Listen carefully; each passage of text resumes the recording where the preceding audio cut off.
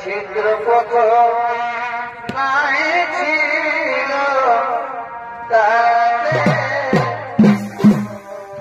ছিদ্র পথ নাই ছিল তাতে প্রবেশিল কোন পথে ভাই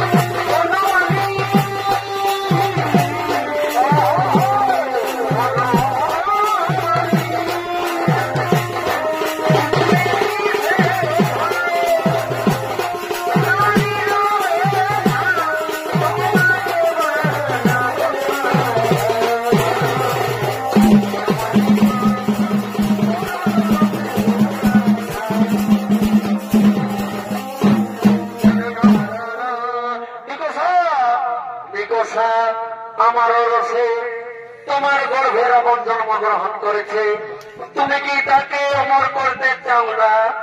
হ্যাঁ হ্যাঁ স্বামী, আমি তাকে অমর করবই। তার সমযোদ্ধা কেউ না যেন থাকে এই পৃথিবী মাঝারে। মনে পড়ে কি তোমার সেই ব্রহ্মদেবের কথা? একমাত্র নর ও বানরের হাতে হবে রাবণ নিধন। না স্বামী না, আমি আমার পুত্রের মৃত্যু কথা শুনতে চাই না। এই কথা তুমি মুখে উচ্চারণ করো না। তুমি কি ভেবেছ একমাত্র নর ও বানরের হাতে হবে রাবণ নিধন? নর জন্মেনি, কিন্তু বানর জন্মেছে। সেই বানর ছুটে চলেছে কই আছে? আমি তোমায় আগে থেকে সাবধান করে দিলাম নিকোষা, এরপর তুমি যা ইচ্ছা তাই করতে পারো। আমি এরপর আসছি নিকোষা, আমি আসছি।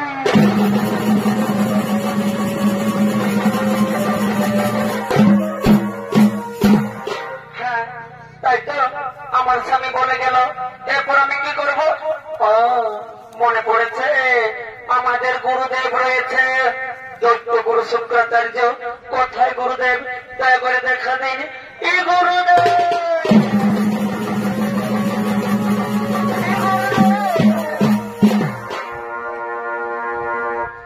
প্রণাম তবু চরণে গুরুদেব।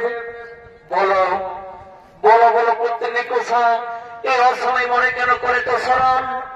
হে গুরুদেব, হে গুরুদেব, আপনি তো সবাই জানেন আপনি হলেন দৈত্যগুরু শুক্রাচার্য। দৈত্যদের রক্ষা করা হলো আপনার কাম। তাই বলুন গুরুদেব, আমি আমার পুত্রকে কেমন ভাবে চির অমর করে রাখবো ধরণী মাঝারে? ও এই কথা নিকোষা, শোনো নিকোষা, তুমি তো জাতিতে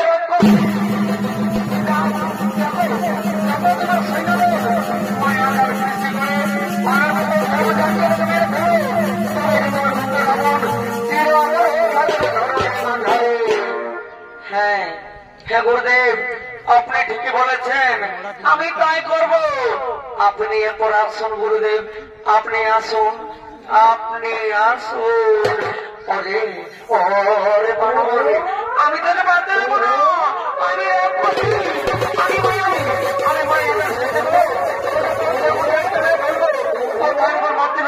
সৈন্যগণ, তোরা তাড়াতাড়ি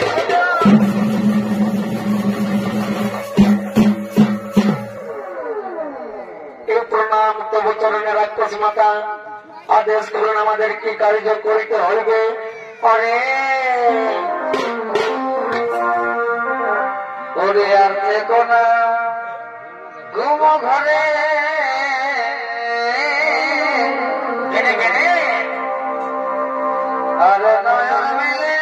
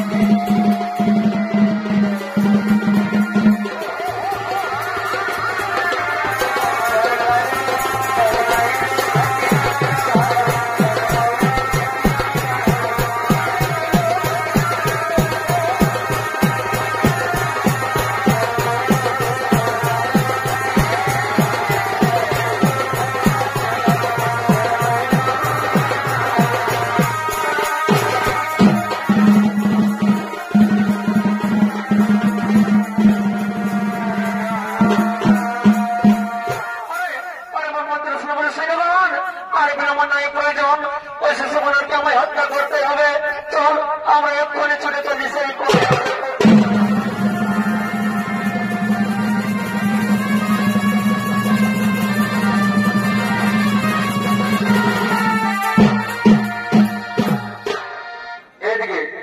এদিকে রাক্ষস মাতা নিকোষা ও তার মন্ত্রী সেনাপতি সৈন্যগণ শিশু মানুষকে হত্যা করার জন্য ছুটে গেলেন কৈলাসের পথে। স্বর্গের সমস্ত দেবগণ চিন্তিত কেমন ভাবে রাক্ষস মাতার হাত থেকে বানর সন্তানকে বাঁচানো যায়। তাই তো স্বর্গের সমস্ত দেবগণ তারা পরামর্শ করার জন্য করেছেন আগমন।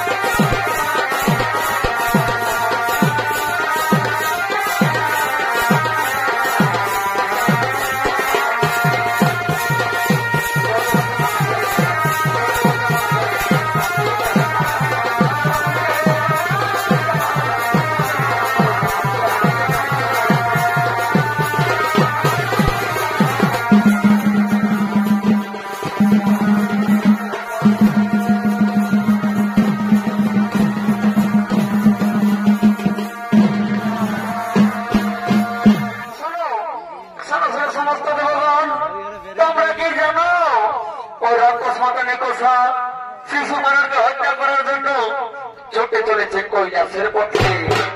আর ওই বানর যদি মরে তাহলে এটা নরের দ্বারা সম্ভব নয় রাবণ নিধন। ও রাবণ যদি বেঁচে থাকে তাহলে এই দেবগণের ঠাই হবে না স্বর্গপুরে। শুনুন সমস্ত দেবগণ, বলো এখন আমরা কি করে পাই, কোথা গেলে শান্তি পাই? শুনুন শুনুন ইন্দ্রদেব, চিন্তার কোনো নাই কারণ আমাদের গুরুদেব রয়েছে দেব গুরু বৃহস্পতি। চলো আমরা সবাই মিলে গুরুদেবের স্মরণ করি। কোথায় গুরুদেব, দয়া করে দেখা দিন। এই গুরুদেব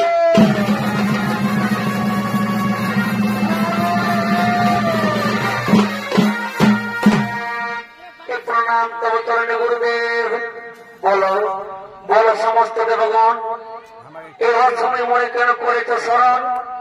হ্যাঁ গুরুদেব, হে গুরুদেব, আপনি তো সবাই জানেন আপনি হলেন দেব গুরু বৃহস্পতি। দেবতাদের রক্ষা করা হলো আপনার কাম। তাই বলুন গুরুদেব, এই শিশু মানুষকে রাক্ষস মাতার হাত থেকে কেমন ভাবে রক্ষা করা যায়? এই কথা দেবগণ, ঠিকই আছে দেবগণ, আমি নিজে যাব সেখানে। সেখানে গিয়ে যুদ্ধ বন্ধ করে নিকোষাকে পুনরায় লঙ্কায় পাঠিয়ে দেব। এরপর তোমরা নিশ্চিন্ত মনে নিজ নিজ আলোয় করো।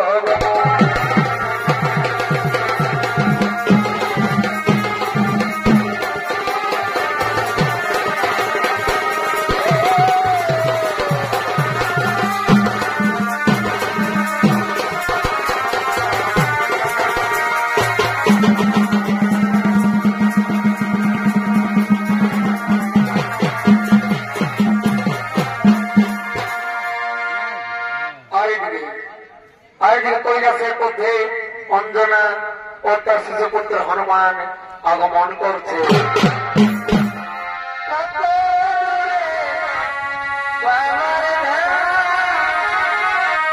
যেতে হবে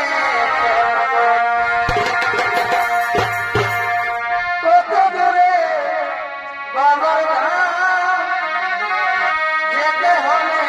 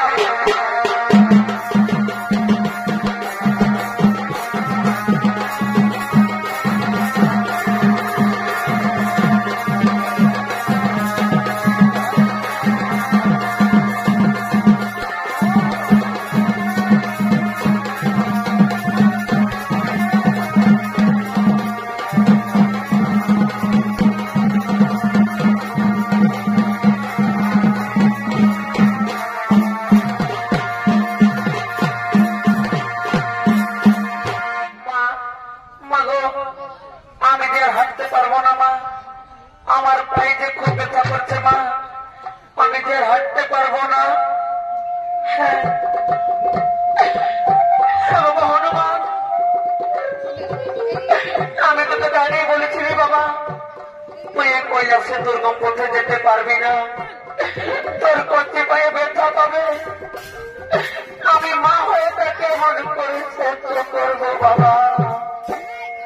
মা মাগো আমি আর হাঁটতে পারবো না মা, আমি আর হাঁটতে পারবো না। তুমি আর কেঁদো না মা, তোমার চোখের জল আমি সহ্য করতে পারবো না মা। তুমি আর কেঁদো না মা।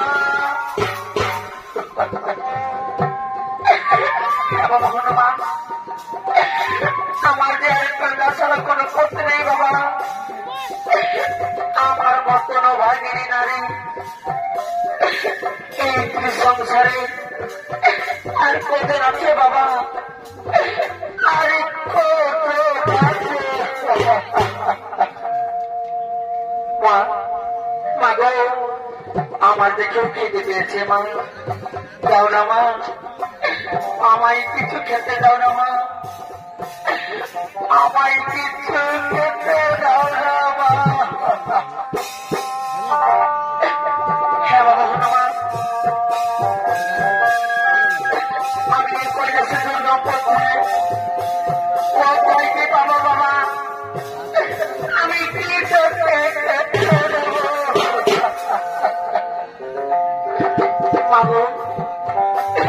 আমি আর সহ্য করতে পারবো না মা, দাও না মা। মাগো মাগো আমার কিছু খেতে দাও না মা। বাবা হনুমান ওই দেখ বাবা, ওই দেখ বাবা, ওই দূরে একটি নগর দেখা যাচ্ছে। চল বাবা চল, আমরা নগরে নগরে ভিক্ষে করবো বাবা, আমরা নগরে নগরে ভিক্ষে করবো।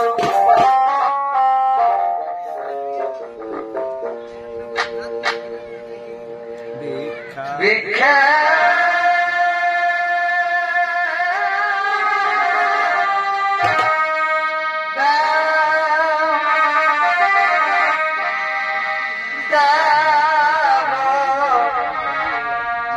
নগরীবাসী